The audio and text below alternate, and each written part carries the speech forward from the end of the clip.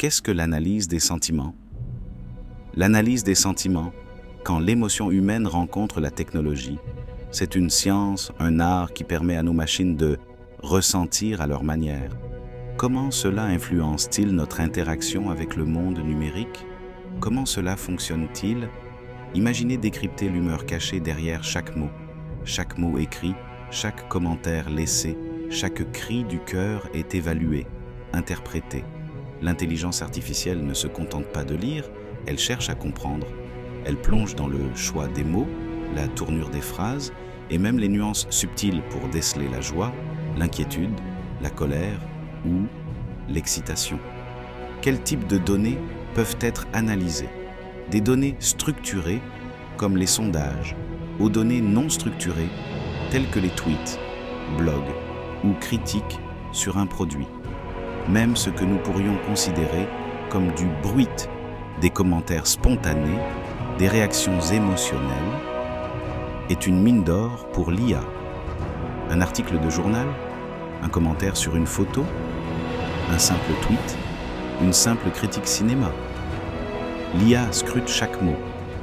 Chaque expression devient une mine d'informations précieuses pour comprendre le ressenti général. Comment sont-elles analysées? Elles proviennent des 4 coins du web, les réseaux sociaux, les forums et les blogs. D'abord, il y a l'immense tâche de collecter ces informations. Grâce au big data, nous pouvons traiter des volumes astronomiques de données provenant des 4 coins du web. Ces informations, une fois collectées, subissent une transformation. Elles sont d'abord soumises à une analyse descriptive pour cartographier le paysage émotionnel actuel. Ensuite, une phase prédictive utilise les tendances passées pour esquisser l'avenir. Cette capacité à prévoir les émotions donne aux entreprises un avantage précieux pour devancer les attentes. Comment l'analyse des sentiments peut-elle être utilisée pour la proposition de valeur d'une entreprise? L'analyse des sentiments affine la proposition de valeur d'une entreprise.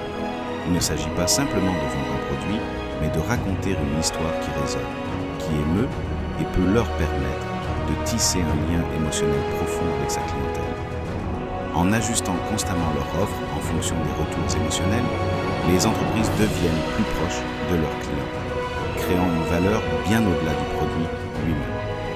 En comprenant les émotions des clients, une entreprise peut adapter ses offres, services et communications pour mieux répondre aux attentes et besoins émotionnels des consommateurs.